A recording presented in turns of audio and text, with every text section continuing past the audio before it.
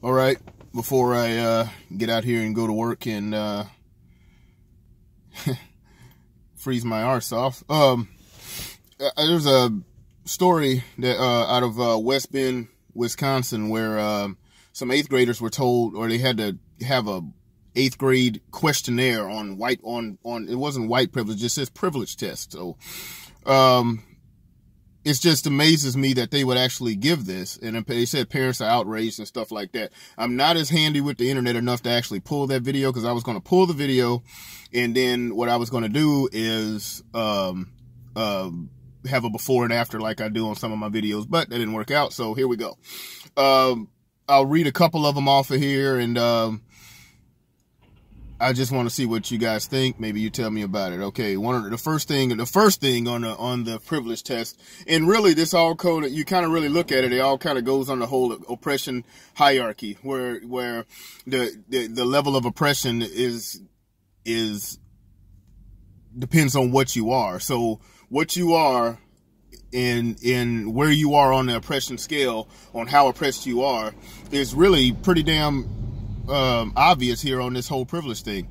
So the first one is that I could see on here is I am white. Now you can check that box, and if you check that box, then of course that means you have so much more privilege. Of course, there's no white people that are poor, or no white people that are drug users on welfare or anything like that. Of course not. There's no white people. I mean, this is a system of white supremacy, of course. So everyone that's white there shouldn't be anybody that's going through hard times as a white person. You have, I have never been discriminated against because of my skin color.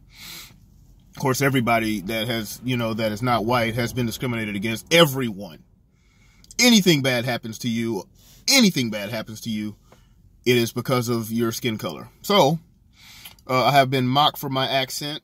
Let me get a couple more here. I saved some here. Let me go. All right. So my family can afford a therapist.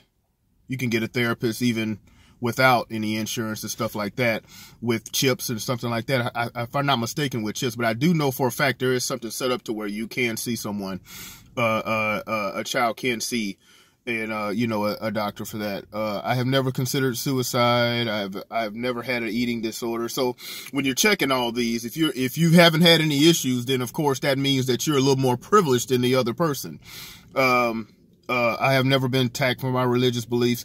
We see where the liberal left is going with this, and what this is going to do is this is going to make kids that don't check off any things like this, is going to make them feel a little bit more of a victim than the other kids, and it's going to try to give a little bit of guilt to the kids that don't have that. I know they also talked about I grew up with I have my mom and my dad in the house, so of course the kid that has that is supposed to feel bad about it. This is where we're going. We're gonna make people feel bad about having some, not being on this, or for checking this list and things like that. So this is where we're going. And the thing is that kids wouldn't come up with these things on their own. A lot of these kids aren't even thinking about stuff like that. But of course, that's what they want to make sure we do, is right and early in the kids' development. We want to make sure that they're thinking about these kind of things. Of course, that's what it is. In this, well, we're trying to get to a post-racial society and things where we don't talk about, or we don't have different opinions about, and we want to come together and stuff like that. We sure spend a lot of time in talking about how we're different. So anyway, that's my thoughts on it. Like I said, it was in West Bend, Wisconsin. I got to get out here and work hard and free. So, but I'm going to link that. I'm going to link that in the description, and you guys tell me what you think about it. Comment, like, share, subscribe, and all that, and then I'll see you on the next one.